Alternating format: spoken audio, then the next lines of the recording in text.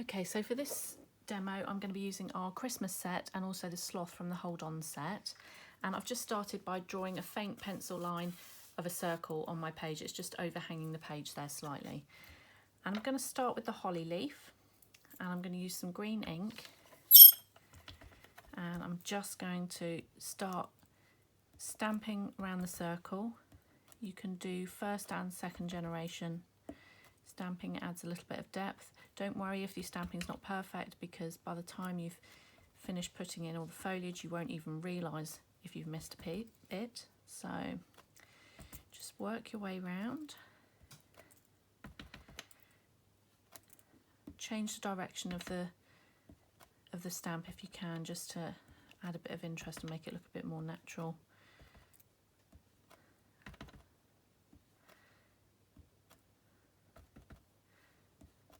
And it's really quick and easy. You can see how quickly this is building up.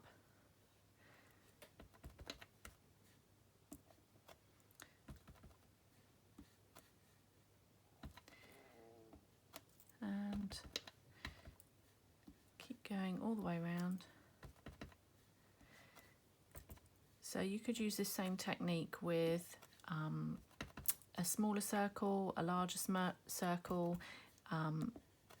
You could do it along a line and it would be like a garland.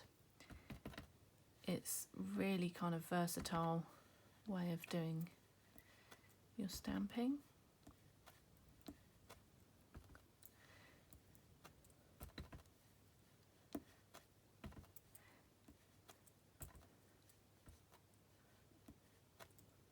You can see that a lot of the stamping I'm doing it a bit too quick and not actually putting the full image down, but as I said to you, it doesn't really matter, because by the time you've finished, you're not even going to notice that.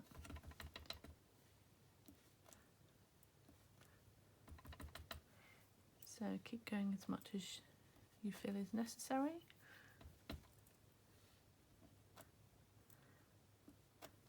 Okay. I'm going to leave that there for a moment. I'm going to go in with the pine needle, and I'm going to take a darker green this time, and I'm just going to go in and start stamping away.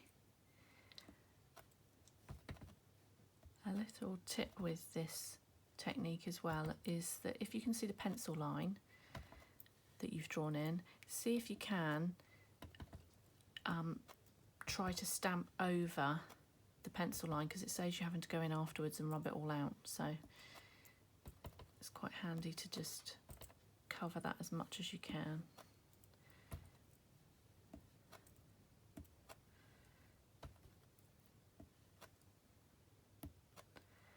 So just randomly again, wherever you feel there's a bit of a gap,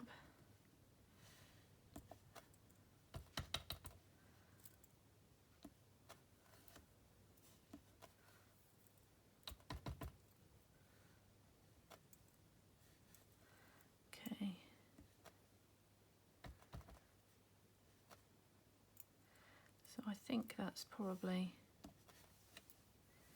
okay for the moment. Actually, I'm just going to put like another couple in there because it's just a little bit light on that side. And then I'm going to go in with the berries, and I'm not going to do second generation of the berries because they need to be quite vibrant in order to go over the green. And of course berries are quite vibrant colouring anyway, so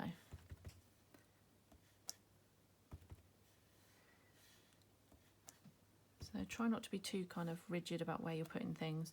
Just try and fill in any gaps, and you know, just wherever you think is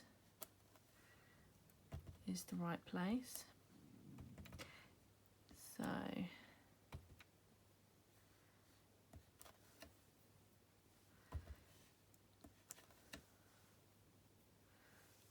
So I think we'll go with that. Okay, so that's a nice wreath created there. And then what I've done is I've stamped out the Sleepy Sloth from our Hold On set, and I've just popped down some distress markers on my mat. So we've got ground espresso, antique linen, vintage photo, and just just a little bit of worn lipstick. What I'm going to do is just start with the antique linen. I'm not going to be very precise about this colouring. It's just quick and easy. So antique linen on the face, and then I'm going in with the ground espresso for its body. Just going with the water just to blend that out.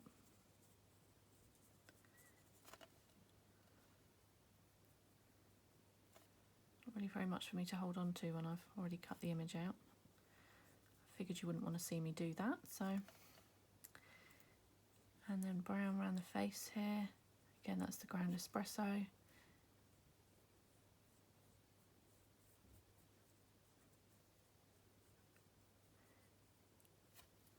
And then the same with the eyes.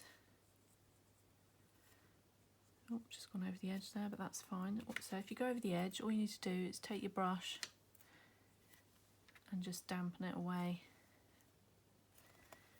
Okay, and then I'm just going to go in with the vintage photo just to add a bit of shadow to his face.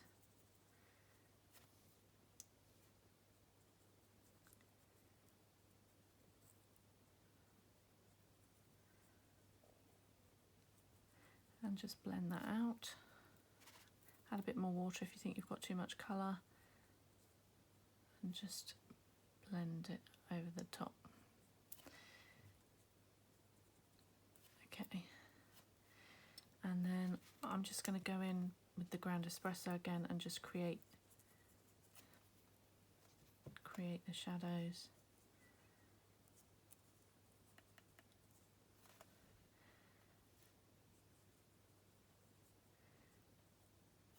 And then just blend that out, and then I'm going to go back in around his face, just add an extra layer there and in where his eyes are. And then all I'm going to do just to finish it off is I'm going to give him some rosy cheeks because he looks like he's being a Christmas sloth. Maybe he's fallen asleep after one too many sherries or something. So that's him done, and then all I'm going to do is position him on the wreath. He must have had far too many sherries because he's actually sat on a prickly wreath and he's still sleeping. So I'm going to take some glue and just stick him down there. And I've also stamped and coloured the Christmas hat from the Christmas set, like so. So it's very easy to take any of your everyday stamps and use the Christmas set just to turn them into a festive make. So there's this Christmas hat, and then all I'm going to do is stamp the sentiment in the centre of the circle, and of course I don't want it to all go wrong at this point after that effort, so I'm using a stamp platform, and I'm just going to choose the sentiment, obligatory Christmas card, you're welcome.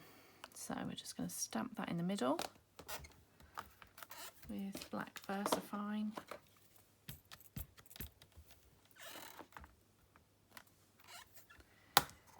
And then all I do just to finish that off is mount it on a black card blank, so like so.